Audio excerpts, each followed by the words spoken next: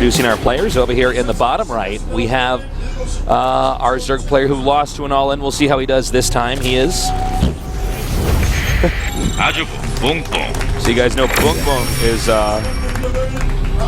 the word Koreans use, the sound. What a fart sound. Yeah, sounds like. Essentially. We're not joking. This is actually serious. Yeah, this is serious BBoongBBoong's a goofy guy. In the upper right, we have our other Zerg player doing an all-in. I'm curious to see what he has planned for this game on Daybreak. He is... RorO. I thought I got a text on my phone or Tosis. It was just a cell phone bill. Don't you hate that? You're like, oh, I have friends. And then you look at it and it's... oh, never mind. Forever alone.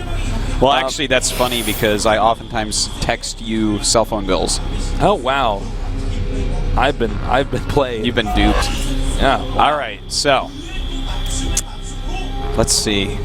I think already this game is looking like we aren't going to see anything too quick as an all-in. Like things such as, you know, hatchery into mass speedling. That's about the quickest kill that we could possibly see in a situation like this.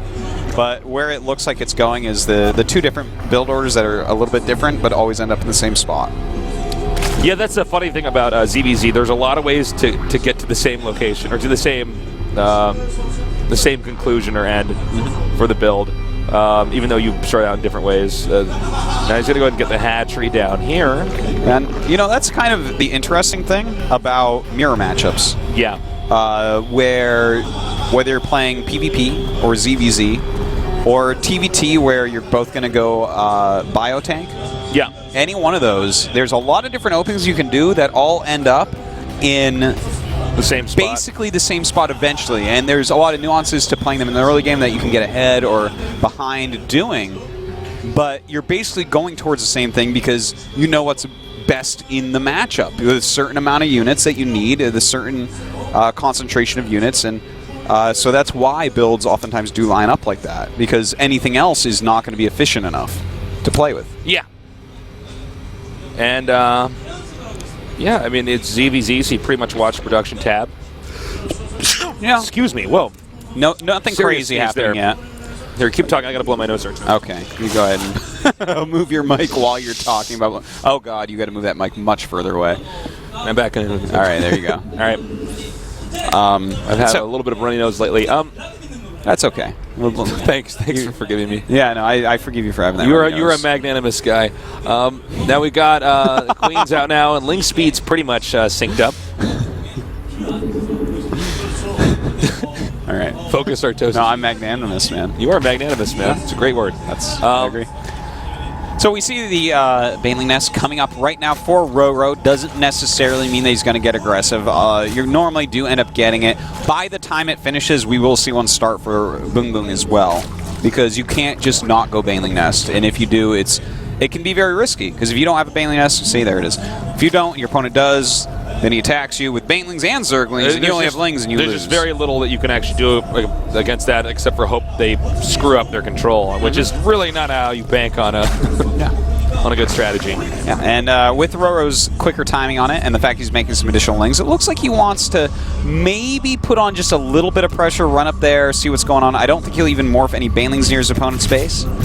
BBoongBBoong actually making quite a few Lings now. So there's definitely, with 14 Lings on the way as opposed to, like, what was it, 8 or so that RorO made, he probably will move across the map and see if he can mix it up a little bit, maybe get a good Baneling off, something like that. Okay, he's sending Lings out now. Now remember in ZVZ, oh, nice scouting here. He does get into the main. That's the primary way you want to scout in ZVZ early on. Now, he's sending Lings out. Remember, in a ZVZ early game, there's no way to stop the Overlords from being around the map. So as long as you have them positioned in the right spot, you're going to see everything you need to know. Yeah. So not as much, not as many elements of surprise at this phase, around past the 5-minute marker. That goes on for a little bit until you get something that can drive out the Overlords, like Mutalisks. Yep. Now, we do have both players basically doing the same thing. We do have the quicker layer here from RorO, and he's got those defensive Banes, so the Lings BBoongBBoong made aren't going to end up doing anything whatsoever. They'll be used later on to try to delay. Oh my God, that was great. He morphed those behind that smoke screen, and RorO didn't see it. No Overlord placed in the vicinity, and he wasn't careful around there. That was definitely a big mistake. Now we got 60 supply to 52, just to highlight how much is actually killed there with those Banelings. And we have a Spire on the way. Yeah. We're going to see what exactly BBoongBBoong has planned. The Slayer's about to finish. Definitely going Spire as well. All right. You know, if he wasn't going Spire, then he would have an Evolution Chamber by then, because you need to get that +1 ranged Cover attack. for roaches and hiders and stuff. Exactly. So we are going to see Spire versus Spire play, and normally in Spire versus Spire, you can't stop making mutas. This game should be decided off of Ling Muta. Ooh, there you go. Oh, a little bit sloppy there. Yeah, that was not necessary. They're basically tit for tat right now. You know, they've done about the same amounts of damage to each other. BBoongBBoong's third base is going to be a little bit quicker, but the Spire a bit quicker for his opponent. And we actually have that Roach Swarm going on for BBoongBBoong. Don't let that trick you. He doesn't know that RorO is going for Spire. But when he sees that, he's not likely to make any roaches whatsoever. He's going to have to stay on those mutas, get that armor upgrade, and battle against those mutas. Now he can actually deny this hatchery here. It's pretty low. Now he's going to go back and engage the Lings. They back up now, going back to the hatchery over here in the center right. He's going to force a cancel. It's getting low. Banelings come in. And, cancel at the last second. That could have gone a lot of different directions. The Banelings could have connected and potentially and saved that. Or, you know, he could have actually lost the hatchery.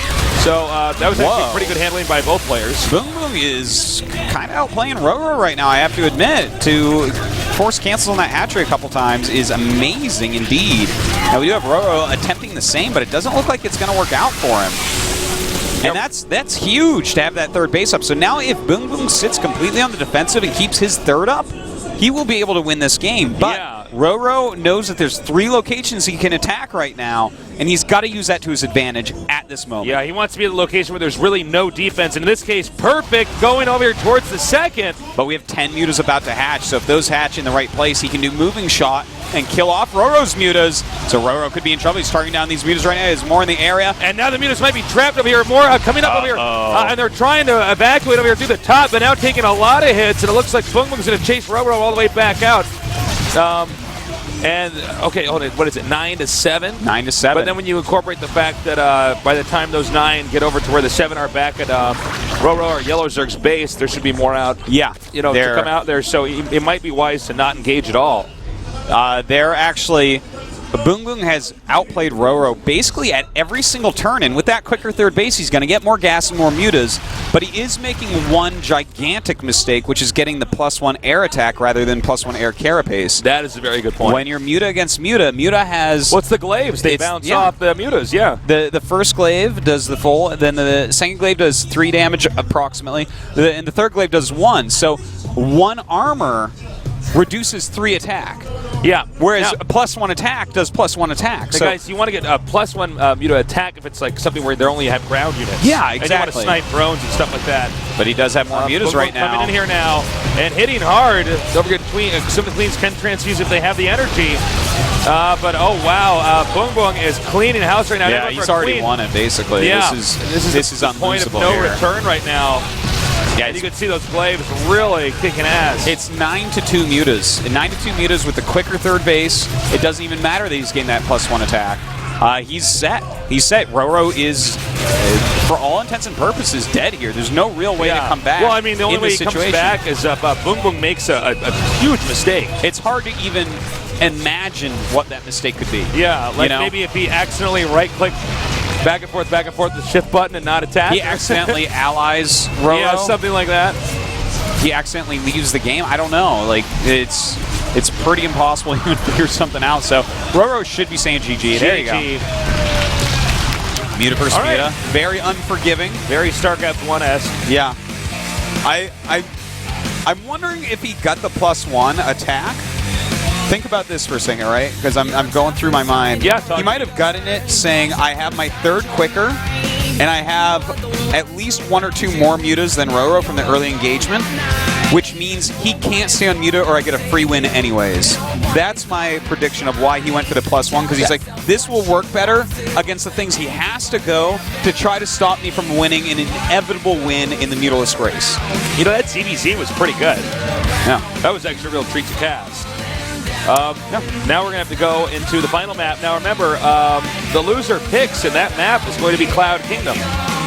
All right. I don't think this game will look much different than the previous game. You think they'll both go Muta? There's a chance they will. BBoongBBoong likes his Muta. Yeah. He really does. RorO? We'll see. A StarCraft 1 Zerg, though, right? No. Are you sure he wasn't like a high-ranked ICUP Zerg? I thought somebody told me this. Oh, he could have been a higher ranked ICUP. I know he wasn't a pro. Because if I was somebody in that position, I'd probably prefer Mutas too. I mean, it transfers over pretty easily. No, that's very true. So he definitely could have been. But as far as I know, he wasn't on like the pro team. So. All right, guys, get ready. Remember, the winner goes on to face off against Light. The loser goes off to face off. The loser goes off to fight Farting in the losers group. Let's do this.